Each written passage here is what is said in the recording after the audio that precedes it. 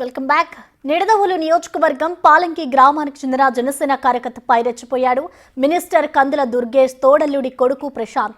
తాజాగా ప్రకటించిన కార్పొరేషన్ చైర్మన్ల విషయంలో విశ్వబ్రాహ్మణ కార్పొరేషన్ డైరెక్టర్ గా పాలంగికి చెందిన వ్యక్తిని ఎలా ప్రకటించారు, ఎంక్వైరీ చేశారా అని ప్రశ్నించాడు జన సైనికుడు అంచి.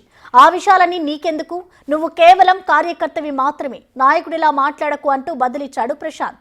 జనసేన జెండా పట్టుకుని తిరిగిన కార్యకర్త అడగకూడదా, పదవి ఇచ్చారని అడగడంలో తప్పేముంది అని బదిలిచ్చాడు అంచి.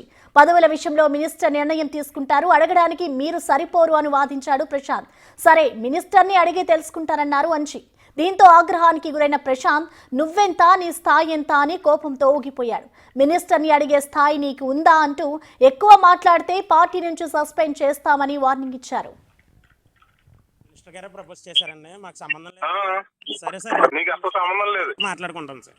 నిన్ను సస్పెండ్ కూడా చేస్తారు, ఎక్కువ మాట్లాడితే చెప్తున్నాను నేను. సరే సార్, ఇదే దేనికైనా రెడీ సార్. నీ